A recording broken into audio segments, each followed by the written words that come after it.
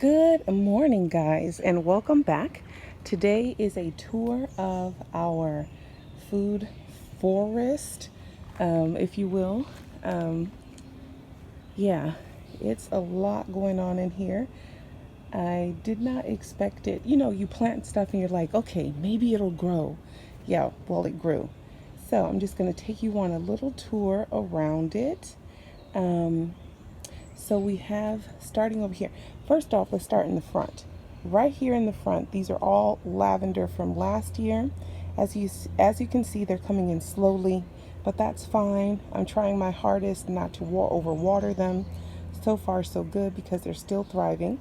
In that spot, there used to be a dahlia, but it did not make it. I planted 3 in a row, and these 2 survived, and this one is really thriving. And as you can see, this one has buds on it. And in this bed, I'm trying to get it before the sun just really comes up.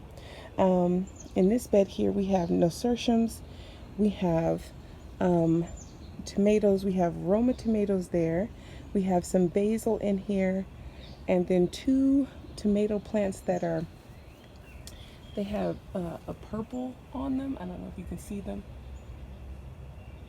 Yeah, so they're a purple like tomato, and yeah, we have some marigolds in there as well, and in the back there's black eye Susans. So here's our pathway, which is now becoming covered with everything, which is actually really cool.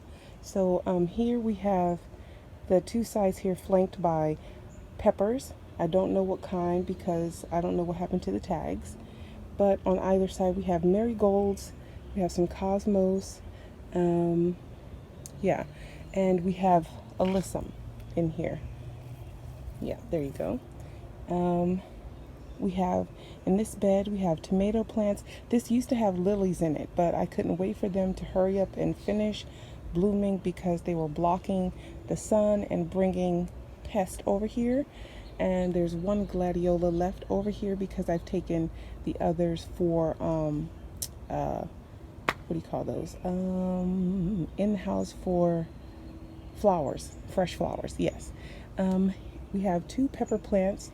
This was the pepper plant that was struggling, but as you can see, it's doing pretty well. Oh, uh-oh, look at you. I didn't even see that there. And then we have some more back there. I had some okra in here. I'm going to leave it because last year okra went crazy over here, so I know it gets enough sun. But yeah, so, I'm just going to leave that bed alone because it was struggling. Back here, down here, I planted onions. So we have purple onions growing everywhere, and beets are here. Don't mind those weeds over there. Those used to be gladiolas, and we have gladiolas growing right here. And then this is all cilantro. Don't ask me why it's laying down. I don't fool with it. It's a food forest. Um, then right here, you have marigolds. Over here, we have some amaranth. And then we have zinnia and purple onions here, tomato plants here, and in there there's Swiss chard. I did not know that Swiss chard grows in heat, but apparently it does. Let me move this out the way because I don't want to step on you. Thank you, Mr. Cilantro. Okay, we have peppers in here as well, and 2 tomato plants. And then we have the tomato plants that are flanked around here. These were tiny, tiny, but they're not tiny anymore. I know I need to come out and stake them again. We have a huge sunflowers in here. I'll take you around the other side. We have black eye Susans. I really wanted to concentrate on making sure that I did a lot of companion planting. That way I could cut down on bugs coming through and pests. Sorry, I'm trying to get out of there. Okay, so over this side, the bee balm has decided that it wanted to fall into my path, which is fine. But I planted alyssum all the way around here. Oops, sorry, I can't see it. And then, so we have bee balm. This is like our herb area. We have peppermint, thyme. I even have some phlox in here, some creeping phlox, sage, Swiss chard growing over there. Like I said, I didn't know Swiss chard grew in the summer heat. We have chives in here. We also have purple onions. There's Swiss chard. There's tomato plants. So marigolds. I have oregano. I have basil growing in here. We also have cosmos. Those are staked. A lot of alyssum. Marigolds back there. More tomato plants. And then over here we have eggplant.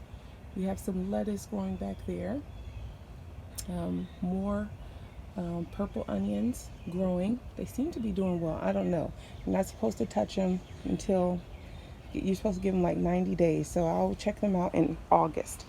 And here we have another eggplant, and I'm so grateful for that they've lasted this long, because last year the beetles ate them down to the ground.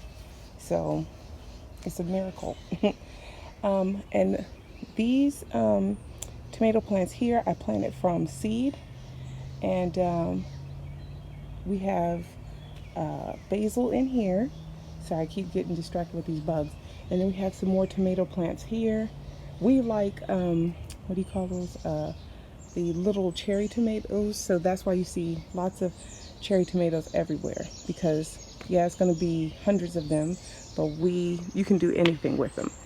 And we have basil, marigolds, we have pepper plants in here. And yeah, and make sure you dehead. Oh, look at that. I put some Swiss chard in here and it came through too. So that's pretty cool. But make sure you dehead your marigolds so that they can continue to grow. But also in here we have salvia, we have the lily plants back there, and then we have this humongous volunteer sunflower. Yeah, huge. Absolutely gorgeous. Right here we have some zinnia, we have chamomile, this is the peony bed.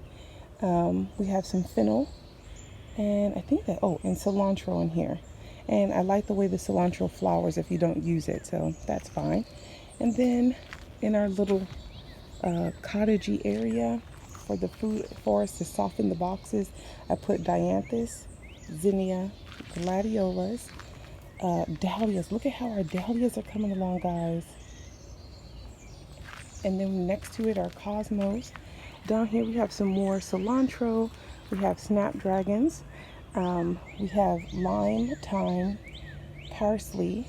We have some rosemary, daisies back there. I forgot what that is, but that's like a lily as well, some type of lily. Right now, this whole thing except for that one right there, these are all dahlias. That's the gladiola, and those pots are there as a deterrent for a cat. We have our poppies came through, yarrow. We have some peppermint back there, and we have more dahlias here. Aren't they gorgeous? And then next to them we have sunflowers. So there's some sunflowers in there coming through. But this is the view of our little food forest area. I'll take you on a tour of the other side of our, and there's some more lilies there. I don't know if they're going to flower or not, but I just leave them there. I'm going to cut them down at the end of the season. And this is the first time in 2 years when I planted gladiolas, they didn't come up red. So apparently the soil over here, the mixture that we created over here is different than the other one. Yeah. And then, but this is our food forest area. It's really grown up. Let me back up so you can get a full view. At first I was thinking, does it look like a mess? But it just looks so beautiful. The girls call it the secret garden. And it's flanked by our herb beds there. And see, I'm not going to do this. I'm not going to show you the whole garden.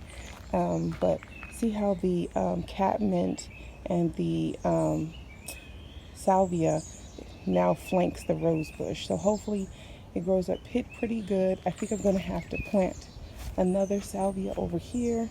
I'm just giving it time to grow a little bit. I got to get those weeds from back there. But this is our garden. This is our food forest area, and it's already started producing. It started with the peppers, cut flowers, so we already gotten tons of gladiola out of here, and we've already started harvesting our dahlias because you cut them, they come back quickly. Same with the cosmos. Tomatoes are starting to come through, and we've been clipping on our herbs forever. So I don't know if we're going to get beets, but I left those beets in the ground. If for nothing else, they're leaves back there. But I hope you guys enjoy this video, and I will see you guys in the next one. Happy gardening. Bye.